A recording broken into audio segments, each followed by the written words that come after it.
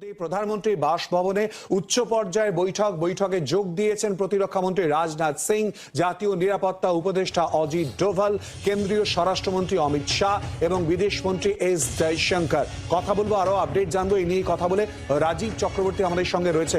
রাজীব, কি আপডেট?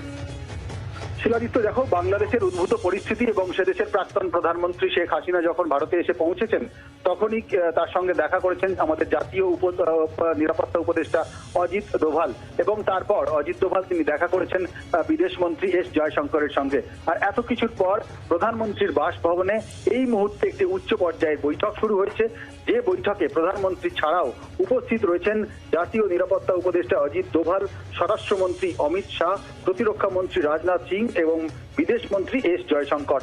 মূলত যে বিষয়গুলি এই বৈঠকে আলোচনা হতে পারে সূত্র মারফত উঠে আসছে তা হলো যে বাংলাদেশের উদ্ভূত পরিস্থিতিতে ভারতের কি কি সতর্কতা অবলম্বন করা উচিত।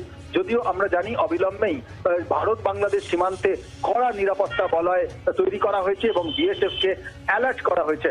পাশাপাশি শেখ হাসিনা তিনি বিদেশে যেতে চাইছেন, তাকে সেফ প্যাসেজ দিতে চাইছে ভারত, কিন্তু এখনো পর্যন্ত তিনি কোনো বিদেশে যাওয়ার ছাড়পত্র তাকে রাজনৈতিক শরণার্থী হিসেবে ব্রিটেন সহ অন্যান্য দেশগুলি এখনো পর্যন্ত দেয়নি। সেক্ষেত্রে তিনি যদি থাকতে চান কতক্ষণ থাকবেন সে বিষয়টিও গুরুত্বপূর্ণ, সেই বিষয়গুলি নিয়ে আলোচনা হবে। তবে তোমাকে জানিয়ে রাখি, সূত্র মারফত যে খবর উঠে আসছে, ভারত কিন্তু কোনোভাবেই চাইছে না যে শেখ হাসিনা তিনি ভারতেই থেকে যান এবং তার ভারতে তাকে আশ্রয় দেওয়া হোক, এমনটা ভারত চাইছে না।